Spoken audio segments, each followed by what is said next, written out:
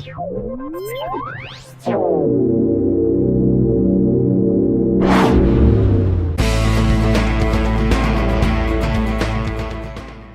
Peter, I'm really excited that you're coming along to our conference in September because I've seen some of the work you've been doing in the virtual reality and augmented reality space. So I just want to have a chat to you a little bit about that and then also talk about what are some of the challenges that you're finding that your clients are facing at the moment. So firstly, thanks for inviting me to speak at the conference. I'm really looking forward to coming along, great range of speakers, and talking about topics that I'm really passionate about, especially future of learning stuff.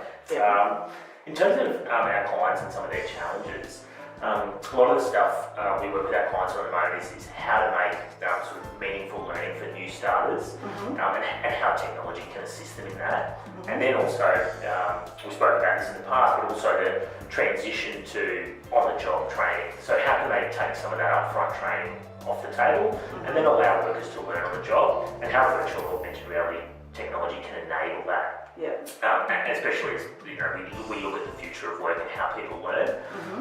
And also one of the challenges is how they engage with a younger workforce and how this technology can help them engage with them a little bit easier. Yeah, excellent, because it continues that learning journey as opposed to that information dump and it's just in time learning and all of that. That's right, yeah, that's right. So I'm pretty sure you're well aware, but people do that really big, huge information dump in their first week. A lot of that knowledge we know is not really retained.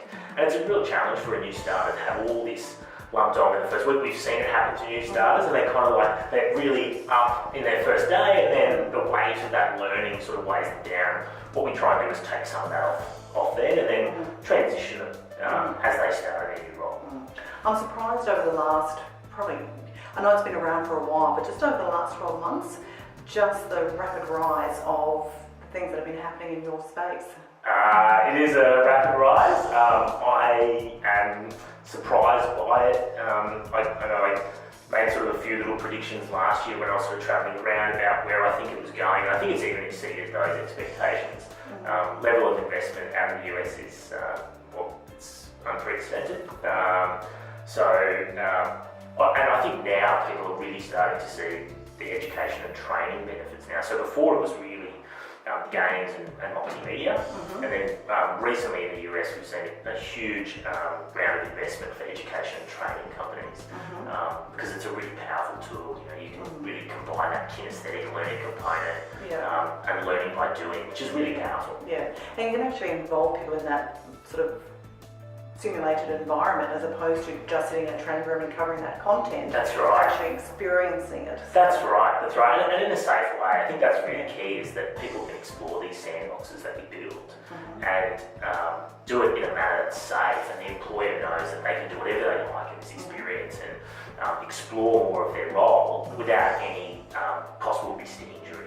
Absolutely. So tell me a bit about your session at the Future of Learning conference. How is that going to be helping the people that will be sitting in on your session? Yeah, so probably we'll start off and talk a little bit about the history and how we got to where we are now. And the reason I've used it as to highlight why it's kind of an important technology now. We'll talk a little bit about the different players in the space and what they're doing. We'll also have a look at the ways in which you can use the technology with new authoring tools. So 12 months ago, we didn't have authoring tools. We built them from scratch. But now we've had 12 months of development, and developers have been building authoring tools. So we can build scenarios and do animated experiences for virtual reality, or also 2D screens. You can export out to both. And you don't have to be an animator to do it. You don't have to be a developer to do it. So it's a really exciting technology like that, where people can jump in, act out the scenes, and then publish them to their LNS for people to start using. Yeah, because I think in the past it sort of always seemed to be too hard, especially if you come, doing specifically face-to-face, and all of a sudden all this new technology is coming into place, and it's sort of quite daunting, but it really is getting simpler to use. It is getting simpler to use, and it's that transition of really high technical ability into almost labour-like activities. So there's one tool in particular we're experimenting with at the moment, where you literally jump inside the character and you move the controllers and legs around and animates the whole thing for you. Previously that was keyframes and clicking and dragging exercises, and in some instances some quite high technical work to get that to look really nice. We don't need that anymore. Wow, so exciting. Which is great. Oh, excellent. I look forward to it. So at the conference, who else or what else are you looking forward to seeing? I'm really looking forward to seeing Josh Knight. I've seen a few of his talks online. I spoke very briefly with him recently. Really intelligent guy. Very interested to see what he has to say. I think he's talking about strategic learning or strategic learning objectives, and so really interested in watching him speak.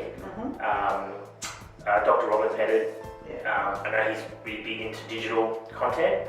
I know he's a real sort of leader in that space. So very interested in hearing from him. I've seen a little bit of his work online, it's excellent. So that's a big one for me. Matt Mason. Matt's a Brisbane boy as well. Matt's really passionate about the way technology can enhance learning.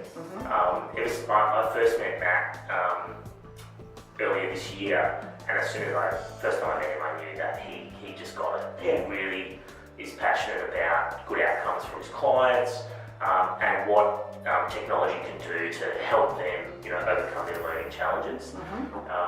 So really interested in sitting on his talk. Kim Tu would be the other one, but she is speaking at the same time as me. So I'll have to watch a recording of hers. Kim's like Matt in that she's really passionate. Probably one of the most passionate people that I've met about learning. She's an advocate for using technology where it can be applied, not just throwing technology for just because it's new, but actually where can it add value for her clients. And every time I speak to Kim, it's like a huge pick me up in the work that you do. Excellent. Well, the good thing is that anybody that attends the conference will have access to all of the sessions post the conference, so you won't miss out. Great. All right, well, thank you so much, Peter, and we'll see you again in September. Thanks very much for having me, Kerry. Cheers.